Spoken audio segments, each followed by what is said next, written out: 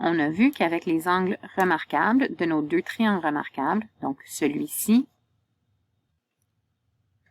qui est un triangle rectangle avec un angle de 30 degrés et 60 degrés, dont on connaît les longueurs des côtés à cause du théorème de Pythagore, bien sûr hypoténuse de 1, puisqu'on est dans le cercle unitaire avec un rayon de 1 ici. Alors, le triangle qu'on voit apparaître à l'écran, c'est le même que je viens de montrer. Et ce triangle, on peut le placer de deux façons différentes dans chaque cadran. Donc, ceci serait la deuxième façon que je peux placer ce même triangle. On peut le placer au deuxième cadran, aussi de deux différentes façons. Même chose pour le troisième et le quatrième cadran dans le plan cartésien. Pareillement, on avait un deuxième triangle spécial. Ce triangle rectangle isocèle avec les deux côtés racine carrée de 2 sur 2, ayant des angles aigus de 45 degrés et bien évidemment l'hypoténuse de 1. C'est ce qu'on voit ici à l'écran. Et ce même triangle peut être placé dans les quatre cadrans du plan cartésien. Nous avons vu que dans le plan cartésien, l'angle est toujours à partir de l'axe des x positifs et les coordonnées de ce point rouge que je peux identifier à l'aide de mes triangles remarquables. Donc ici, on aurait les coordonnées x, y étant 1/2 racine carrée de 3 sur 2. La valeur de x étant la longueur du côté adjacent, donc le cosinus. Donc le cosinus de 60 degrés serait donc 1/2. La coordonnée x dans mon cercle unitaire. Tandis que le sinus, c'est le côté opposé, donc la longueur de racine carrée de 3 sur 2. Alors, le sinus de 60 degrés serait racine carrée de 3 sur 2. Si j'étends le tout au deuxième cadran, donc j'ai un angle de 135 degrés, je vois en fait que ici j'ai mon triangle de 45. Donc, l'angle aigu dans le triangle dessiné ici, c'est 45 degrés.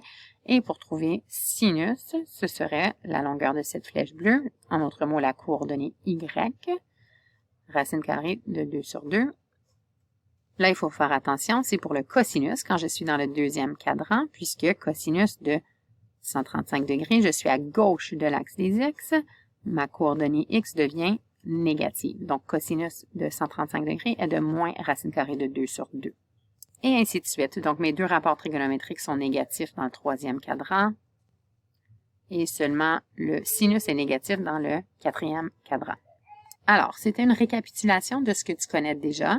Et si on recherche en fait le cercle unitaire, on voit ceci. C'est tout simplement tous nos triangles mis dans une seule image. Donc, ça a l'air très occupé. Mais vraiment, c'est le même concept ici, avec l'ajout de...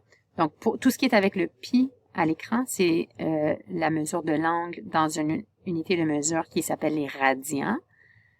Pour nos besoins, on va travailler en degrés, donc on se réfère au degré. Et puis, un point qu'on pourrait regarder qui serait spécial serait par exemple ici, le point 0,1. Donc, dans mon cercle unitaire, donc c'est un cercle que je peux tracer avec les sommets de mes triangles. Si j'arrive ici directement sur l'axe des y, la coordonnée de x, bien sûr, c'est 0. La coordonnée y, c'est 1. Donc, cos de 90 sera donc 0. Et sin de 90 sera 1. Essaye de prédire qu'est-ce que ça sera. Cos de 180 degrés. Alors, si tu as prédit moins 1, tu as raison. Donc, c'est la coordonnée x de ce point. Maintenant, sin de 270 degrés, ça serait quoi? Donc, sin de 270 serait moins 1, la coordonnée y de ce point rouge. Alors, tout ça, c'était des concepts que l'on savait déjà. Nous allons bâtir dans cette vidéo sur ces concepts et nous allons parler d'angles coterminaux et aussi d'angles associés. Commençons avec le concept d'angles coterminaux.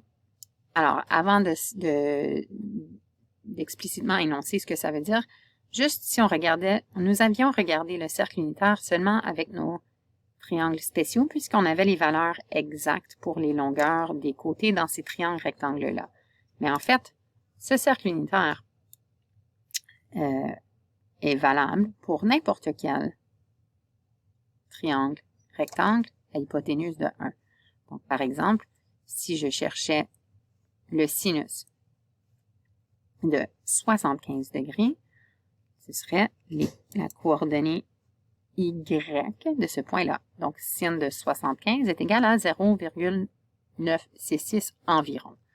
Donc, si je peux connaître les coordonnées des points dans un cercle unitaire, que ce soit mes angles spéciaux ou non, c'est le même concept.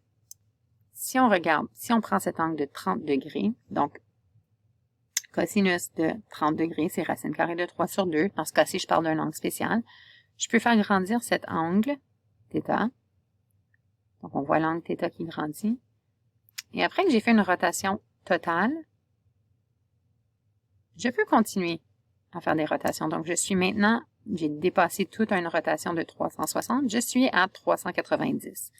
Donc, on voit qu'en fait, c'est le même triangle. Alors, par exemple, l'angle 30 degrés et l'angle de 360 plus 30,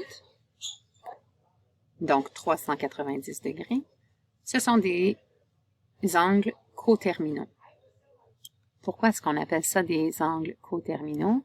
Mais en fait, cette ligne avec laquelle on forme notre triangle rectangle, donc l'hypoténuse si on veut, c'est en fait ce qu'on appelle le bras terminal. Donc, puisqu'on a des bras terminales identiques, avec 30 degrés ou 390, on dit que ces angles sont coterminaux. Coterminaux, parce qu'ils ont le même bras terminal. Si je me dirige dans l'autre sens, donc dans le sens horaire au lieu du sens anti-horaire, en fait, je peux me rendre encore à la même place à remarquer que si je vais dans le sens anti-horaire, mon angle est négatif. Donc ici, j'ai un angle de moins 330 degrés. Donc cet angle de moins 330 degrés est un angle coterminal à 30 degrés, 390 et n'importe quel autre angle, en fait, qui nous donnerait ce même triangle rectangle. Donc, ces trois angles sont des exemples d'angles coterminaux. Alors, si je pars d'un angle de 30 degrés, je peux trouver plusieurs angles coterminaux. Alors, n'importe quand que j'aurai un bras terminal ici, c'est un angle coterminal. Alors, en voici un. J'ai un angle de 390, 750, 1110 et ainsi de suite. Donc, en fait, on peut avoir une infinité d'angles coterminaux. Donc, ici, 3270 par exemple. On a le même bras terminal. Donc, c'est un angle coterminal à 30 degrés. On peut aller dans l'autre sens aussi. Donc, si je commence à 30 degrés et je vais dans le sens horaire, donc je soustrais 360 degrés, un cercle complet, on obtient donc un angle de moins 690. J'ai fait 2 fois ici. Donc, avec une seule rotation, ce serait moins 330 degrés. Un exemple d'un autre angle coterminal.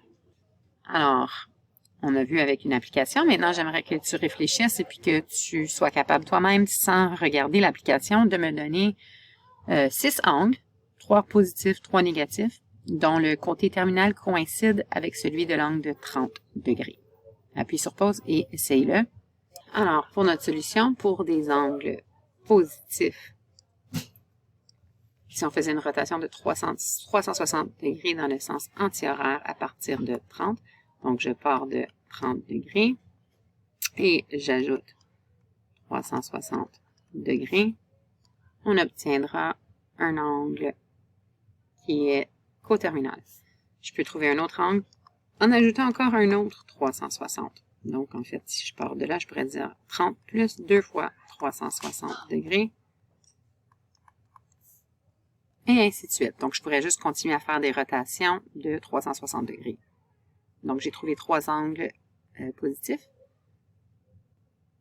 Alors, sin, cos, tangente de 30 degrés ou de 390 ou de 750, et ainsi de suite, vont toujours me donner le même résultat. Si maintenant je pars de 30 degrés et je vais dans le sens horaire, donc je recule, donc j'enlève 360 degrés, on obtiendrait donc pareillement là plusieurs différents angles négatifs. Donc en fait, pour déterminer des angles coterminaux, c'est tout simplement de prendre notre angle et je vais additionner ou soustraire, donc par 360 fois n'importe quel nombre entier. Puisque n peut appartenir à l'ensemble des nombres entiers, n pourrait être négatif dans ce cas-ci, donc on trouverait un angle négatif.